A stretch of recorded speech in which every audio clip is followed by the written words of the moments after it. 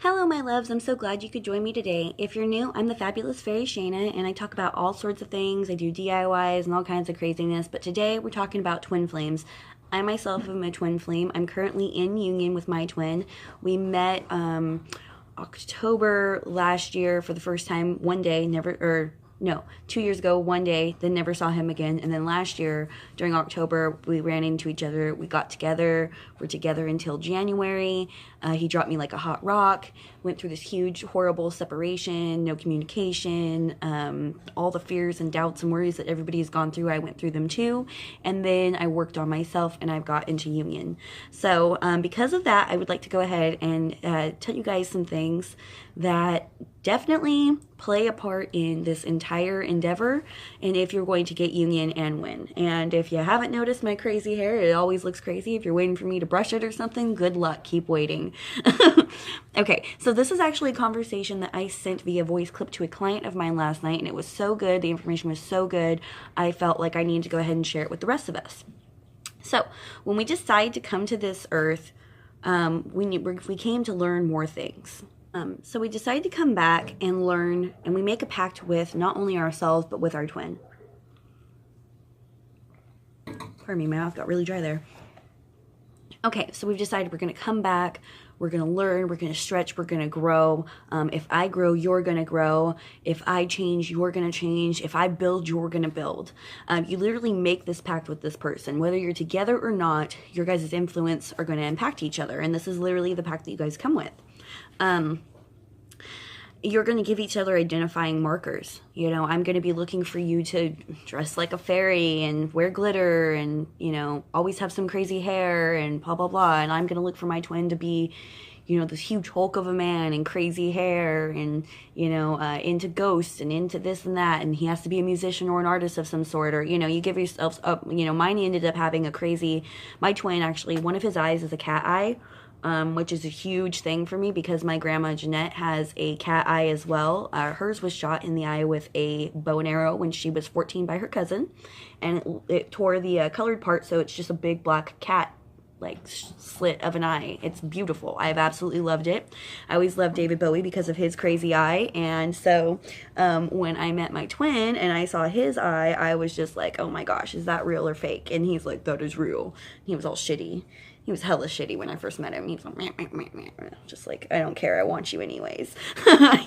We know how it is.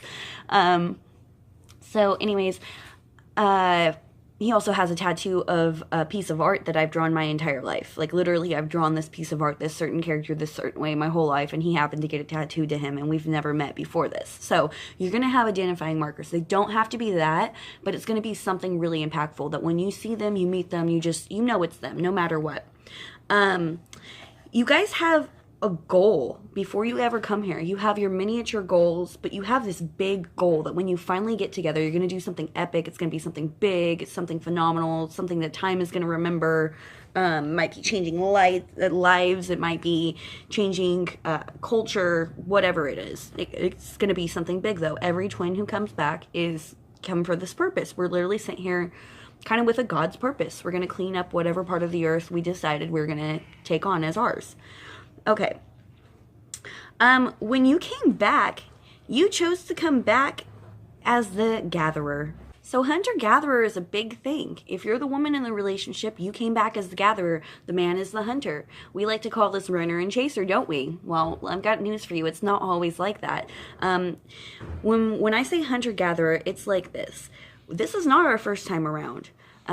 Throughout generations, there have been hunters and gatherers. That's how we straight up grew and became civilization today. So knowing that twin flames sometimes switch between being male or female as the generations go, I will say this. I know I've been a man in several lives, but the times I was a man, I did not end up with my twin flame. For once, I was a pirate. A really, really horrible pirate, and I've actually met a soulmate in this life who's now a man who remembers me being the pirate, and he was a woman, and he remembers when I left him and everything, and like as soon as we ran into each other, it all came back to him. Hey, Philip. Anyways, so like, yeah, it's crazy, but think about this. We're going throughout the years, right? I've mostly been a woman, so I've been a gatherer most of the time. So I've got that gatherer instinct. I'm trying to gather my twin, right? I'm just trying to gather him just like I would anything else. He's been a hunter most of the time, right? So as a hunter, he doesn't want to be hunted. He's the hunter, right? So that's something we have to go with. They don't necessarily like being hunted. They like to hunt. So we must be elusive sometimes. We must be that perfect prey. We must be that elusive jackalope creature that they need to capture, that there's only one of, the unicorn, okay? We have to be the unicorn because that's what they're looking for. They're looking to hunt the unicorn. But once they come across a unicorn, see, you got it played up in your mind. Oh, I'm going to run into this beast and I'm going to capture it, right? But once you come across the beast, you're blinded by its beauty. You're in awe of everything about it. And now all of a sudden you're feeling fear. You don't know if you can do it. You don't know if you're worthy of capturing it. Should you even be the one to capture this creature? These are the thoughts that are going through their head. Okay, let's see. I had made myself little notes because I normally don't, but this was like, I had it on point when I said it the first time.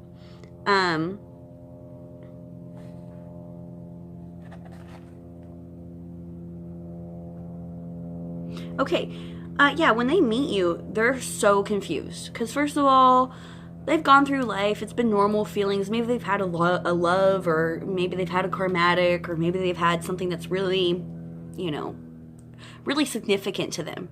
But it doesn't compare to you. I'll just say that right now. It doesn't compare because the amount that you guys have in common and the parts where you don't have it in common, you fill in the gaps that they long to be filled, right? So this is completely crazy for them. They start thinking, this person is epic. I really like you. God, you're epic. And then they go, oh shit, you really are epic. Oh crap. You're like really, really, really epic. You're like more epic than me. And it kind of scares them because then they think, can I even handle this? Do I want to be with somebody that's perfect? Because they're not seeing themselves as being perfect right now. So if they're not seeing themselves as being perfect, why would they think that they are worthy of capturing something perfect? And then what's more, if they have this perfect thing in their hand, right? And they're like, oh my gosh, this is perfect. I absolutely love this so much. What happens if the thing goes away? What happens if they can't touch it anymore? What happens if this perfect thing realizes it's perfect and realizes you're not? It's going to leave, right? Because you're not perfect, but it is, and it's got to know it is. So that's what it is, okay? When you're feeling like the doubts about yourself, realize that your weaknesses are similar to that of your twin. It doesn't matter if it's an anger, if it's you're afraid of snakes, if it's you're allergic to peanuts or whatever the hell. There's probably some really weird coincidences, more than you would like to see. And these are the problems that you've both had to work through. I mean, if you've been sexually abused, there was a good chance so was your twin. If you've had to experience a lot of violence, so has your twin. If you've lost somebody very, very close to you that was really impactful in your life, there's a good chance so did your twin. Or several people. Whereas my twin lost one person that super impacted them really, really hardcore. I lost 9, but they were little ones that didn't impact me as hardcore until the 9th one. So it was like a build-up for me. But it's still very, very similar. And even the methods on how those people were lost are the right on. So we're having to go through the same problems where I've gone the way where I've struggled with my weight back and forth, and I went through anorexia and stuff like that. My twin kind of went on the other end of that, and they got a little bit heavy, so it doesn't have to be a mirror, but it's definitely going to be similar somewhere right there in the category of it. So whatever your self-doubt is, stability, health, your hair, your musical talent, your ability to impress other people, your sex life, whatever it is that is your holdback, guaranteed that's going to be somewhere in the general realm of where your twin is feeling the holdback too. So how we're going to create union is by eliminating our own self-doubts and our own fears. And I've said this so many times, but I'm going to say it again and again and again and again and again until you guys stop watching, because it's true. When you work on your end, they work on their end. You do not have to be in communication. You do not have to be in verbal communication with this person for this to work. They will straight up get the memo. It is like a divine message, and they hear it and they're like, okay, I don't need this cigarette. I'm over cigarettes. You know what? I don't want soda today. I'm going to drink iced tea. And, I'll hold the sugar. I'm okay off the sugar. I'm a little bit of lemon in there sounds good. Or, I'm going to try essential oils. I realize I get upset too easy, and I'm just going to see what a little bit of an essential oil somewhere, if it calms me down like they say it will. I'm going to take 3 deep breaths next time I get mad instead of blowing up at the person. I'm going to take a walk and really think about the situation, or not try to think about the situation at all. I'm just going to take a walk, and when I get back to the house, we're going to be calm, and then I can deal with this, or whatever your problem is, whatever your holdup is. Okay, straight up, I've got like 5 or 6 clients who have been contemplating divorce, the big D, since I've met you, and you're all struggling. You're all so scared, because you don't have exact confirmation from your twin that you're going to be with your twin after you have the divorce. This is the thing. Twin or no twin, the marriage isn't working. Twin or no twin, the love isn't there like it used to be. Twin or no twin, in a couple cases, there's children involved, and the children are having to witness some things that I don't approve of, because I had to go through it as a child. And I'll say this. Being a kid who had to see and go through a variety of things, and some of them having to include, watching my mom be put in certain situations. I'm trying not to cry right now. I'm trying not to recall. Honestly, I'm trying not to recall, because it's so devastating. Don't think you're the only one involved. If you have children and you're in an unhappy relationship, I don't care. Oh, well, we don't fight in front of them. You think your kids are stupid? First of all, chances are, if you're an empath, your kid's a freaking empath. Plus, the crystal generation has started being born. Those are the people that are closest to being angels on this earth. They're coming around to clean up and rebuild after all of us indigos take care of, the mass of the problem. So this is the thing. They know. They're not happy either. They can see it on your face. Even if they don't know what the problem is, even if they don't know it's bills, or they don't know it's another woman or another man, or whatever it is, even if they don't know exactly the problem, they see mommy's not happy, daddy's not happy. They see mommy acts sick, daddy acts sick. They see mommy doesn't smile anymore, and when she does, not her eyes don't smile. They see daddy is always shitty and says stuff about mom behind her back, and he only smiles when he talks about whatever. He only smiles when he is, down a bottle of booze. This is water, but you know what I mean? Like, it's true. I have so many of you, so don't feel like you're the only one. I'm not singling you out, but I need to just kind of be mommy on this to you guys and say, look, let me hold your little hand. It's gonna be okay. All right, it's gonna be okay, but you need to take the step. You need to be not a sneak about this unless you're in danger. If you feel like you're in physical danger once you approach this, please never be in the room alone with this person.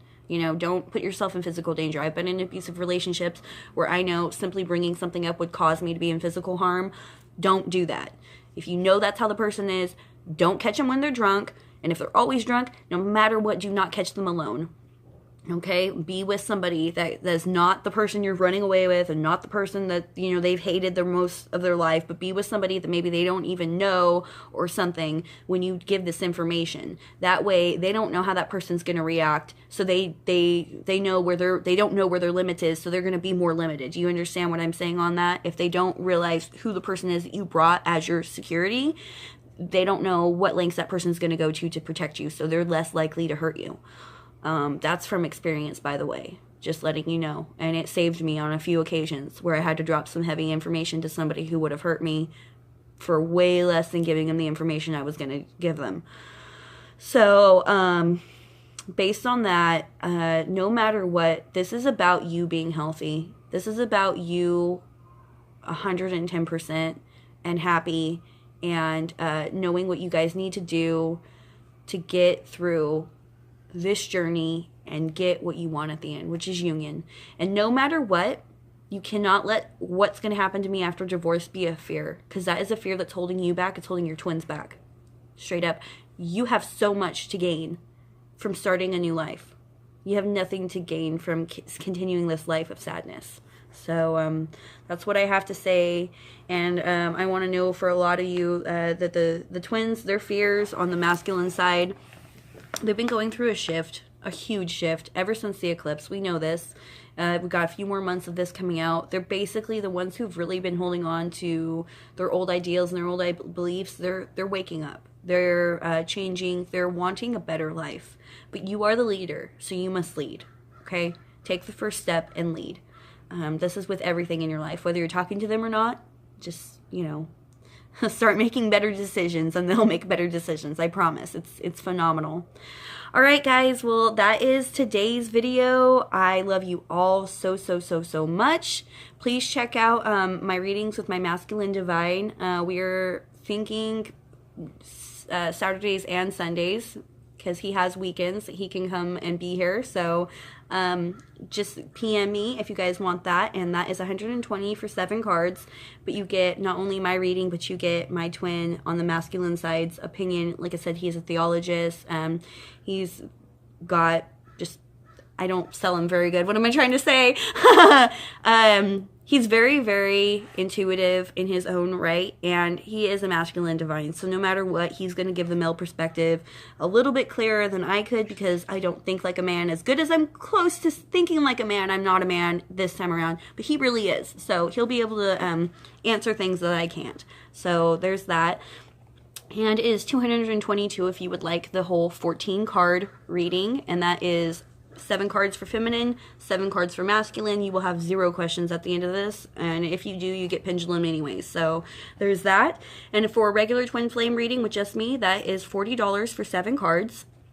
And I'd never ask you any questions ever, not what they look like, nothing. And if you would like the 14 card reading and for just me, that is $120. So please PM me to book. I love you all so much. If you like me continuing doing videos, if you can even donate $1 to my Patreon to help support me, I thank you so much. $5 or more gets you the perks, which is extra videos. $20 gets you classes. $50 gets you all of that, plus you get a reading from me each month, and the perks go up from there. So please check that out. Please be sure to like and subscribe. I cannot do this without you. If you know somebody who could have some guidance help, please send them to me. I do not only do twin flame readings, I do regular forms of life too, but love readings are just, I love helping people get that union, so that's why I focus on this. But you guys are epic. I could not do this without you. You guys make my day, so let me make yours, and have a great day. Bye.